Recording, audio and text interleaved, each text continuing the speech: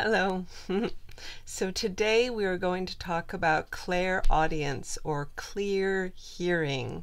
Now I want to explain to you all the nuances about this because it's important to me that you're able to discern between your own inner voice, your own inner monologue, and that of your clairaudient messages that you're receiving. Okay, so I'm going to help you to be able to discern the difference between the two so that you can begin to strengthen and develop your clairaudience. All right, now if you have not watched the previous videos, I've got 3 more before this one.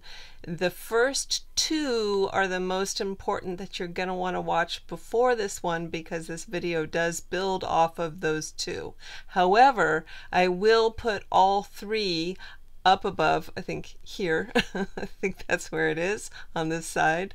So I will put all 3 up there as well as down below. So go ahead and watch those first, well, the first 2 at least, and then come right back here and watch this video. Now, I apologize if my energy is a little more low today. I did end up having 2 root canals just a couple days ago, so I'm trying to pull it together.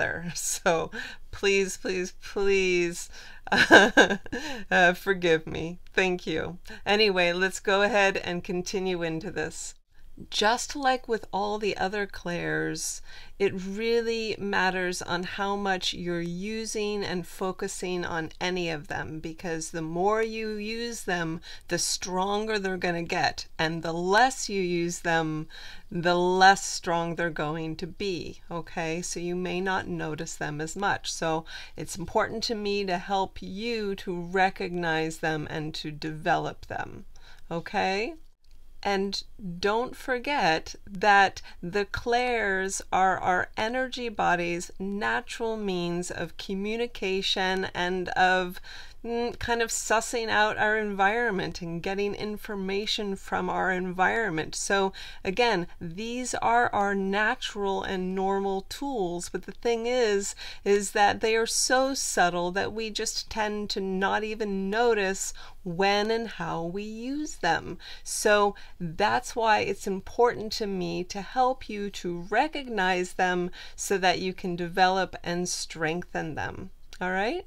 And just like with clairsentience, where you're paying attention to what you feel, or clairvoyance, and you're paying attention to what you see, with clairaudience, you want to pay attention to what you hear. Okay, so you're paying attention to what you are hearing within your mind space or your inner mental world. Okay, so that's where you're generally going to hear your clairaudience, is within that inner mental space. Does that make sense? And just like with clairvoyance and how you have to learn to discern the difference between your own imagination and those like clairvoyant pop flash images in your mind's eye, you have to do the same thing with clairaudience. You have to be able to discern the difference between your own inner voice and those clairaudient pop messages that come to you. And just like that pop, remember that the pop from out of nowhere is telling you that that is that clairaudient message. And remember, your thoughts or your own thinking tend to be more linear and require effort. And it's the same thing with your internal dialogue. It's going to be that same kind of linear effort. So you're going to feel the difference and you're going to hear the difference. Okay? Now, remember, as energy bodies communicating, we don't have a need for a physical voice, right? We are energy bodies, so you're not going to hear the messages, you know, with your physical ears. And it's really rare. You are generally going to hear that in your mind space because you're going to hear it through your telepathy, okay? So it's going to be more of an energetic transfer of information that you will pick up through your inner mind space. And the thing is that you're generally going to hear it as if it's your own inner voice. So the trick is learning how to discern the difference between your own inner voice, your own inner dialogue, and that of the clairaudient messages. So you're going to want to pay attention to where in your mind space you are hearing these different voices, because your own inner voice will be in a certain area of your mind space and will have a certain quality or sound to it, okay? And when you receive those clairaudient messages, it'll be in a different area of your mind space, and it may even vary depending on who is giving you that message, okay? So you're going to want to really pay attention to what's going on in there and where you're hearing it and the quality and texture of the sound, so that you can begin to discern the difference. Mediums usually have very strong clairaudience, and when they hear those of the deceased, the messages of those who have passed before, they will often hear their voices in the sounds that these people had before they passed, so the voices they were using before. Now, you can actually do that too, especially if you are trying to speak to family members and people that you have known. You will find that you will hear their voices in the same tone and quality as you remember them. So you may, for an example, be having a conversation in your head with your deceased mom, and it gets into this little argument, and you're thinking to yourself, oh yeah, I'm just kind of replaying one of those arguments that I may have used to have had with my mom, when in truth you're actually currently having that conversation with her. You just don't realize it, because the thing is that there is no distance between you and her. You are energy. You are both energy and frequencies, so you can instantly connect, and that's what you're doing. Isn't that cool? Now, like I said, you generally will not hear clairaudient messages with your physical ears. That is really rare. But on rare occasions you will.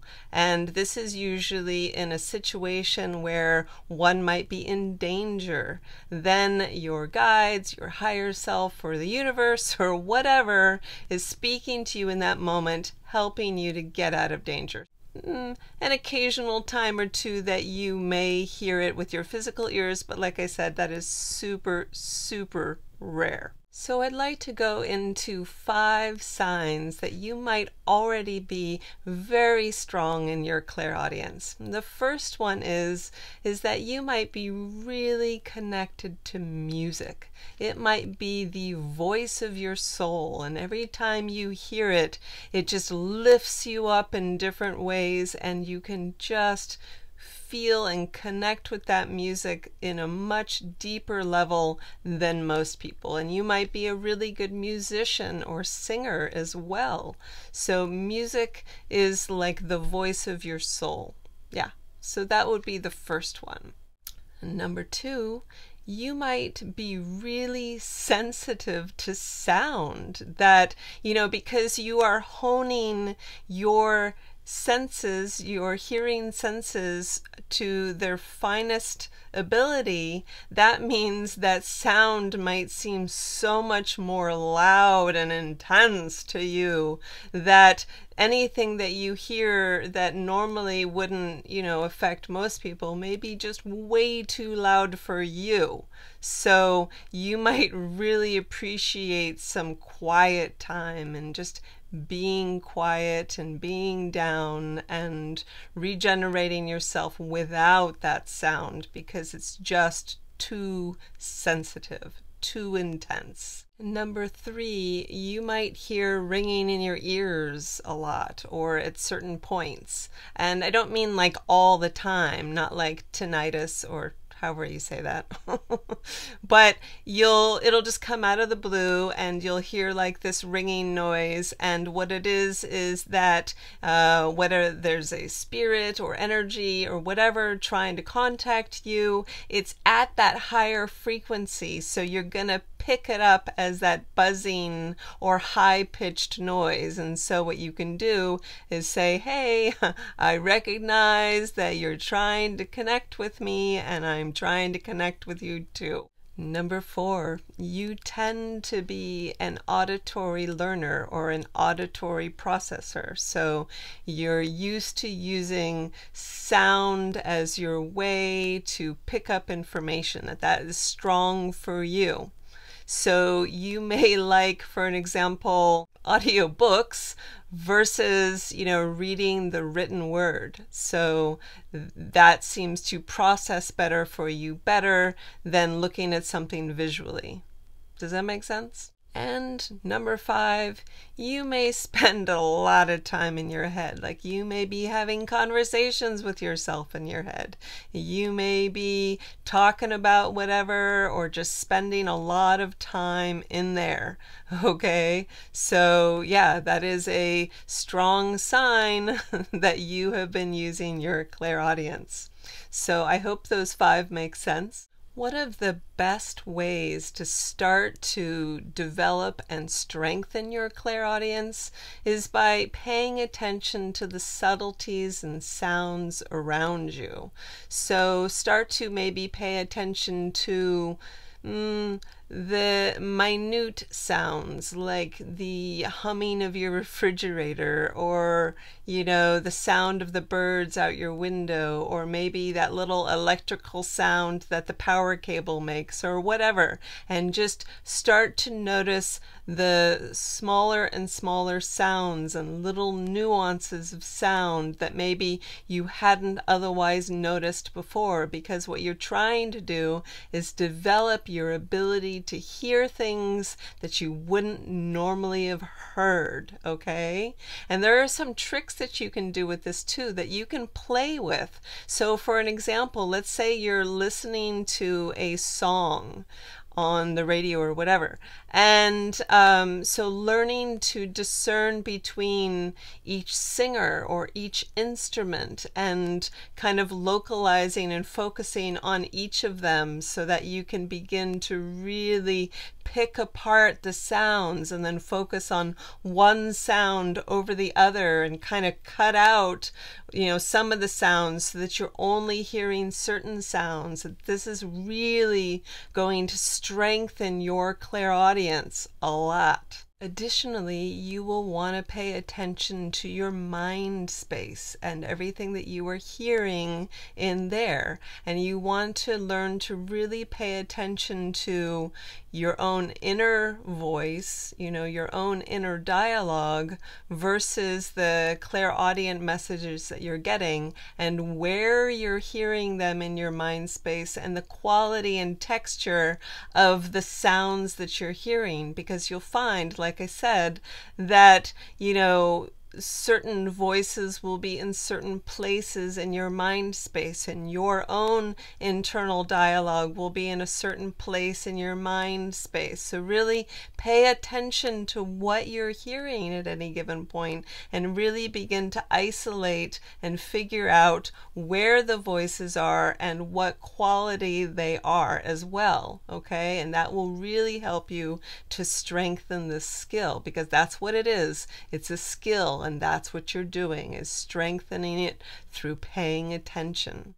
As a strong clairaudient, you may be really good at being an animal communicator, because you can somehow hear, and I don't mean like Mr. Ed kind of hear a horse kind of thing, but you can somehow hear in your mind's ear, I guess, your mind space, kind of the gist of what they're communicating to you, that you can pick that up.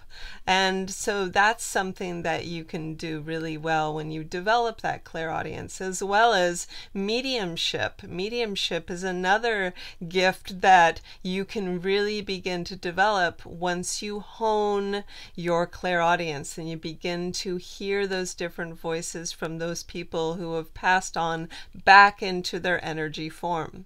So I have a story about, so at one point I was teaching some psychic development classes, and one of those was clairaudience, and there was one woman in the class who didn't think that she was clairaudient, but went home and practiced, and lo and behold, she opened up the doors to all of her clairaudience, and pretty soon she started realizing that she was indeed a medium, and she started getting messages from those who have passed, and they were just coming at her like crazy. She was up all night feeling totally overwhelmed by it, and she was like, what do I do?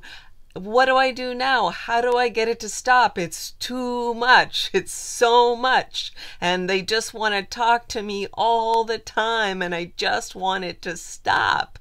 And what she didn't realize, and what most people don't realize, is that you can create the parameters for that communication, okay? So if you do open the doors to your mediumship and you begin to get a lot of clairaudient messages, all you have to say is, whoa, hold on, that's too much. We need to create different parameters for this. I am only available during certain hours at certain times, and when I say I am ready for that, all right?